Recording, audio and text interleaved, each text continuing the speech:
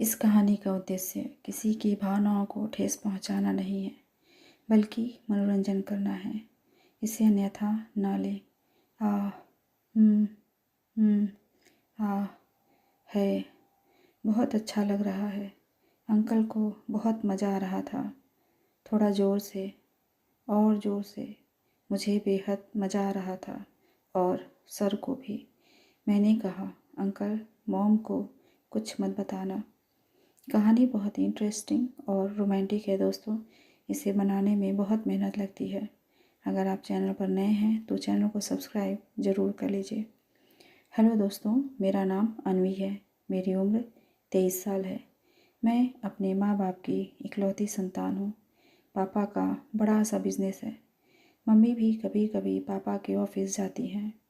हमारा एक सुंदर सा बंगला है। 2 गाड़ी है।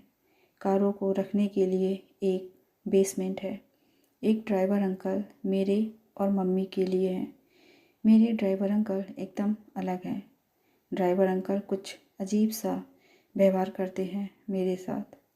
पापा अपनी कार खुद चलाते हैं। अभी मैंने कॉलेज ख़त्म किया है। पहले ही प्रयास में मेरा बीएड का एंट्रेंस एग्ज़ाम क्लियर हो गया था। एक अच्छे से कॉलेज में मेरा एडमिशन हो गया। घर से कॉलेज लगभग 6 किलोमीटर दूर था। मैं पब्लिक ट्रांसपोर्ट यानी बस में जाती थी। क्लास के सारे लड़के और कोई कोई टीचर भी मुझसे दोस्ती करने की फिराक में रहने लगे थे। कॉलेज के दिनों से ही मेरे पास एक अच्छा सा मोबाइल आ गया था। मुझे खुद भी लोगों से दोस्ती करने में बेहद आनंद आता था। हमारे सारे सर 40 साल के ऊपर के ही उम्र वाले हैं। बात उन दिनों की है जब ठंडी का मौसम था। मैं कॉलेज जाते टाइम शर्ट, जीन्स और एक चेन वाला स्वेटर पहनती थी। क्लास में एक बेंच में सिर्फ 2 लोग बैठते थे, एक कोने में और एक कॉर्नर पर। मैं हमेशा पहली बेंच पर कोने में बैठती थी। मेरे एक सर फर्स्ट लेक्चर के लिए आते थे। सर रोज़ सुबह मेरे पास ही खड़े होकर सबको पढ़ाते थे। मैं नॉर्मल ही रहने का नाटक करती रहती थी और मैं भोली बनकर मज़े लेती रहती थी। कभी कभी सर बहुत एक्साइटेड हो जाते थे, लेकिन कैसे भी करके वो अपने एक्सप्रेशन को छुपा लेते थे। थोड़े दिन ऐसे ही चला। मुझे तो इस सब में बहुत मज़ा आ रहा था। एक दिन सर ने मुझे देखकर सबको सुनाने के नज़रिए से कहा कि आज ठंड थोड़ी कम है। मुझे तो गर्मी सी लग रही है। ऐसा बोलकर सर ने खुद का स्वेटर निकाल दिया। अब जब सर ने स्वेटर निकाला तो आधे स्टूडेंट ने भी निकाल दिया, लेकिन मैंने नहीं निकाला। सर की नज़र भी मेरे पर ही थी कि मैं क्या करती हूँ। अब मैंने भी गर्मी लग तो रही है, ऐसा बोलकर स्वेटर की चैन थोड़ी और नीचे कर दी। सर का मन अब पढ़ाने में नहीं था। तभी सर ने अपने हाथ से जानबूझकर एक किताब मेरे पास गिरा दी। जैसे ही मैं किताब लेने के लिए अपनी बेंच से नीचे झुकी, सर मुझे ही देखने लगे। मैंने भी तुरंत किताब सर को दी और ये सब अनजाने में हुआ। ऐसा नाटक करते हुए स्वेटर की चैन को पूरा बंद कर लिया। ये सब मैंने ऐसे किया था जिससे सर को लगे कि ये सब इतने दिनों से जो हो रहा था वो अनजाने में ही हो रहा था। मैं अब ऊपर बेंच पर सीधी बैठ गई। खैर, ये बहुत दिनों तक चला, लेकिन आगे मामला मैंने बढ़ने नहीं दिया। सर भी यही समझ रहे थे कि ये सब एक इत्तेफाक से हुआ था। हालांकि इतने समय में सर ने ये जान लिया था कि मैं पब्लिक बस से आती हूँ, तो वो मेरा पीछा करने लगे। अब स्कूल ख़त्म होने के बाद हालात ये होने लगे थे कि मैं जिस बस से घर जाती उसी बस में सर भी अपने घर जाने लगे थे। खाली सीट हो तो मेरे बाजू में ही आकर बैठ जाते या भीड़ हो तो मेरे साथ ही खड़े रहते। तब भी उन्होंने मेरे साथ कभी कुछ भी करने की कोशिश नहीं की। अब हुआ यूँ कि एक दिन कॉलेज ख़त्म होने के बाद हम दोनों बस स्टैंड पर बस का इंतज़ार कर रहे थे। थोड़ी देर में बस आ गई, लेकिन उस दिन बस में भीड़ कुछ ज़्यादा थी। तभी सर बोले, अन्वी, तुम कैसे भी करके बस में चढ़ जाना, दूसरी बस का कोई भरोसा नहीं कि कब आए। जैसे ही मैं बस में चढ़ने के लिए सीढ़ी के पास गई, सर मेरे पीछे ही थे और धक्का मुक्की में कुछ पल बाद हम दोनों ही बस में चढ़ गए थे। और चूँकि भीड़ ज़्यादा थी तो सर मेरे पीछे खड़े थे। बस का ड्राइवर बार बार ब्रेक लगा रहा था, जिससे सर का धक्का मुझे लग जाता था, लेकिन ये सब भीड़ की वजह से हो रहा था। सर ने भी ये बात नोटिस की और वो जानबूझकर मेरे पीछे खड़े हो गए। मुझे बेहद मज़ा आ रहा था और सर को भी। ये सब तो मैं हरगिज़ नहीं चाहती थी, तो मैंने पीछे पलटकर सर को गुस्से से देखा और सर थोड़ा पीछे हट गए। सर भी शायद डर गए थे। कुछ महीने बाद सर का ट्रांसफ़र हो गया। छुट्टियों में तो मैंने कुछ खास किया नहीं और कॉलेज शुरू होते ही फिर से मुझे वो सब पुरानी बातें याद आ गई। कॉलेज में बहुत से लड़कों ने मुझे प्रपोज़ भी किया।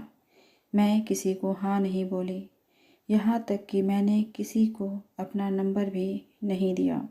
मैं किसी तरह का रिस्क लेना नहीं चाहती थी। कॉलेज में आते ही मैंने थोड़े नए कपड़े भी लिए थे, जिसमें ज़्यादातर जीन्स ही लिए थे। जीन्स के अलावा मैंने कुछ T shirt, leggings, salwar suit आदि भी लिए थे।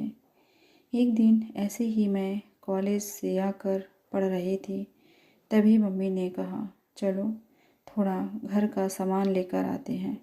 मैं तैयार हो गई और एक मैंने छोटा सा पर्स ले लिया। हम दोनों ड्राइवर के साथ गाड़ी में बैठकर बाज़ार चले गए। हमने घर के लिए किराना, किचन के डिब्बों के 2 सेट, प्लास्टिक के डिब्बे आदि ऐसे कुछ सामान खरीदे और गाड़ी के डिक्की में रखकर घर वापस आने लगे। जैसे ही हम निकले कि मम्मी के फ़ोन पर पापा का कॉल आ गया और उन्होंने मॉम को अपने ऑफिस बुलाया।